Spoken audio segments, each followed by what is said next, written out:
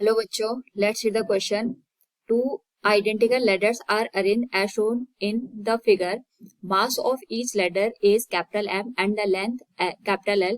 The system is in the equilibrium. Find direction and magnitude of frictional force acting at A or B. Here we have given a diagram with four options. Now to answer this question, first we will discuss here the key concept, and here we will use here two key concept. First will be the condition of the equilibrium. Equilibrium की जो condition होती है हम उसका use करेंगे in case of the rotational motion, जिसमें हम ये देखते हैं कि जितने भी हमारे पास यहाँ पे नेट टॉर्क काम करते हैं उनका जो सम होगा यहाँ पे ये जीरो के बराबर होगा. दूसरा हम यहाँ पे यूज करेंगे फ्री बॉडी डायग्राम का. फ्री बॉडी डायग्राम से हम यहाँ पे जितने भी फोर्सेस एक्ट करते हैं ऑन द गिवन सिस्टम उनका यहाँ पे इक्वेशन के फॉर्म में रिप्रेजेंटेशन करते हैं और जो अननोन वेरिएबल होता है उसको हम यहाँ पे कैलकुलेट करते हैं.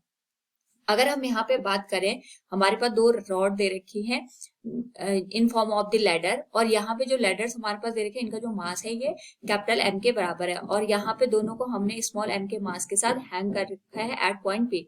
तो सबसे पहले हम यहाँ पे जो इक्विलिब्रियम की कंडीशन है उसके लिए जो गिवन लैडर है उस पे कितने फोर्सेस एक्ट कर रहे हैं उनको देखेंगे. ये हमारे पास लेफ्ट हैंड साइड का लैडर है और ये राइट हैंड साइड का. तो सबसे पहले लेफ्ट हैंड साइड वाले को हम यहाँ पे अगर फ्री बॉडी डायग्राम के टर्म में रिप्रेजेंट करें, यहाँ पे हमारे पास जो एंगल बन रहा है वो थीटा का एंगल बन रहा है. तो यहाँ पे जो इसका नॉर्मल रिएक्शन फोर्स एक्ट करेगा that will be in the upward direction N के बराबर, और इसमें जो फ्रिक्शनल फोर्स एक्ट करेगा this will be in this direction. साथ में यहाँ पे इसका जो वेट है वो इसके सेंटर ऑफ मास पे एक्ट करेगा at the mid point that is m g. और यहाँ पे हमारे पास क्योंकि हमने मास को इस पर्टिकुलर पॉइंट पे हैंग कर रखा है तो इस पे जो नॉर्मल रिएक्शन फोर्स एक्ट करेगी that will B n1 in this particular direction.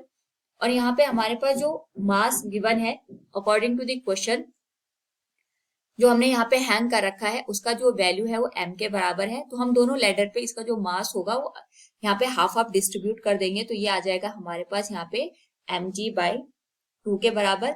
और यहाँ पे जो नॉर्मल रिएक्शन फोर्स इस पर्टिकुलर पॉइंट पे एक्ट करेगा that will be equal to n2. इसी तरीके से यहाँ पे हमारे पास जो राइट हैंड साइड डायरेक्शन का फ्री बॉडी डायग्राम है उसके करस्पॉन्डिंग अगर हम यहाँ पे वैल्यू देखें और उसके करस्पॉन्डिंग यहाँ पे फ्री बॉडी डायग्राम ड्रॉ करें, this will B look like this. कि हमारे पास यहाँ पे जो लेडर गिवन है वो कुछ इस तरीके से यहाँ पे हमारे पास दे रखी है. इस पे जो फोर्सेस एक्ट करेंगे सबसे पहले इसका जो वेट एक्ट करेगा at the centre of mass at the mid point, ये आ जाएगा mg के बराबर. इस पे लगने वाले फोर्सेस को अगर हम देखें तो नॉर्मल रिएक्शन फोर्स n यहाँ पे ग्राउंड के रिस्पेक्ट में एक्ट करेगा, एंड यहाँ पे जो फ्रिक्शनल फोर्स की डायरेक्शन होगी ये हमारे पास यहाँ पे लेफ्ट हैंड डायरेक्शन में इंडिकेटेड होगा. जो मास हमने हैंग कर रखा है ये इस डायरेक्शन में इस पे नॉर्मल रिएक्शन फोर्स लगाएगा, क्योंकि यहाँ पे जो मास m है दोनों लेडर पे सेम नॉर्मल रिएक्शन फोर्स लगाएगा. तो यहाँ पे भी n1 हमने लिखा है, यहाँ पे भी n1 हमने प्लेस किया है. और यहाँ पे जो नॉर्मल रिएक्शन फोर्स आएगा that will be equal to n2, ये डाउनवर्ड डायरेक्शन में हमें देखने को मिलेगा. एंड यहाँ पे जो वेट है that will be equal to mg/2 के बराबर. यहाँ पे हमने अपोजिट डायरेक्शन में इसलिए लिया क्योंकि कंडीशन हमारे पास इक्विलिब्रियम को रिप्रेजेंट करी, यानी जितने भी हमारे पास यहाँ पे फोर्सेस का सम आएगा एक दूसरे को बैलेंस करेगा. तो राइट हैंड डायरेक्शन का जो हमारे पास यहाँ पे टॉर्क की कंडीशन बनेगी वो लेफ्ट हैंड साइड के टॉर्क को यहाँ पे बैलेंस करेगी. इस केस में सबसे पहले अगर हम बात करें तो हमारे पास जो एक्स डायरेक्शन के या हॉरिजॉन्टल डायरेक्शन के फोर्सेस का सम होगा वो भी 0 होगा, और वाई एक्सिस के डायरेक्शन में जो भी हमारे पास यहाँ पे फोर्सेस होंगे उनका सम भी यहाँ पे 0 के बराबर होगा. तो अगर हम बात करें यहाँ पे जो हमने राइट हैंड डायरेक्शन का लेडर कंसिडर किया है, this one is for right hand direction ladder, और ये लेफ्ट हैंड साइड के डायरेक्शन के लेडर को इंडिकेट कर रहे हैं. तो अगर हम यहाँ पे इसके लिए इक्वेशन पुट करते हैं for the right hand side जो हमारे पास यहाँ पे लेडर है इसके लिए, ये आ जाएगा n2 plus small m into g/2 plus mg that will be balance with n. ये इक्वेशन नंबर फर्स्ट बन जाएगी.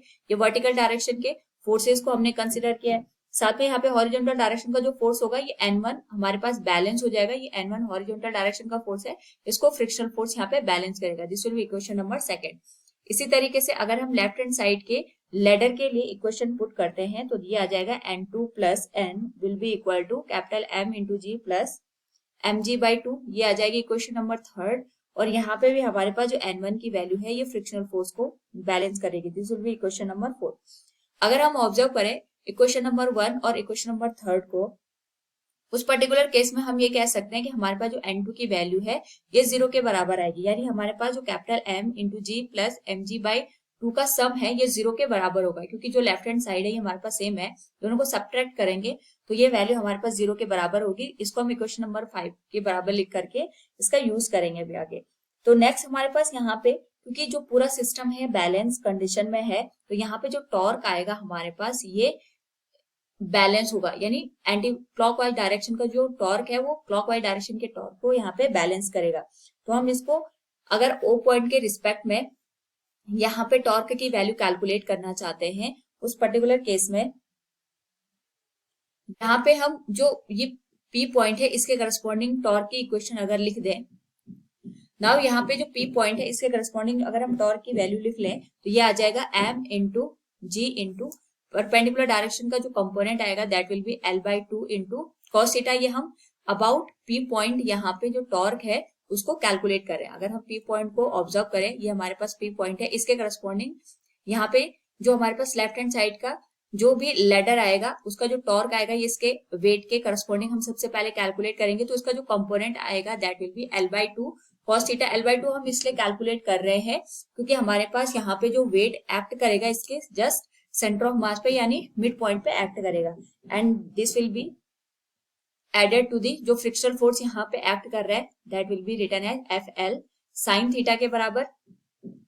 यहाँ पे अगर हम बात करें तो हमारे पास ये वाला जो कंपोनेंट है ये तो L cos थीटा का बन गया, and this will be written as L sin theta. तो जो फ्रिक्शनल फोर्स का कंपोनेंट बनेगा परपेंडिकुलर डायरेक्शन के लिए that will be L sin theta, and this will be equal to the जो वर्टिकल डायरेक्शन में यानी नॉर्मल डायरेक्शन फोर्स है उसके करस्पॉन्डिंग हमारे पास जो टॉर्क बनेगा that will B NL cos theta के बराबर। नाउ अगर हम इस होल वैल्यू को यहाँ पे सॉल्व करें तो वी कैन से यहाँ पे हमारे पास जो N की वैल्यू थी यानी जो नॉर्मल डायरेक्शन फोर्स है इसको हम रिप्लेस कर सकते हैं यहाँ पे N2 की वैल्यू से, क्योंकि जो N2 और N की वैल्यू है ये हमारे पास यहाँ पे ओवरऑल सेम या 0 वैल्यू को रिप्रेजेंट कर रहे हैं।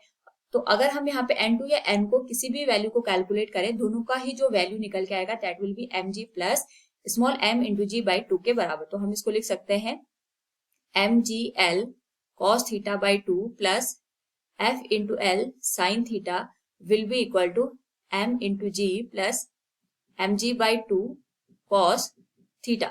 नाउ अगर हम इस होल वैल्यू को यहाँ पे सॉल्व करें, this could be written as f equals capital M into g/2 plus mg/2 sine theta और कॉस थीटा का यहाँ पे जो भी टर्म हमारे पास आया है उसको हम साइन थीटा से डिवाइड कर देंगे, तो जो ओवरऑल वैल्यू बनेगी that will be cot theta. यहाँ से अगर हम जो सिमिलर टर्म है उसको कॉमन ले लें तो वैल्यू बन जाएगी हमारे पास g cot theta by 2 will be multiplied with capital M plus small m।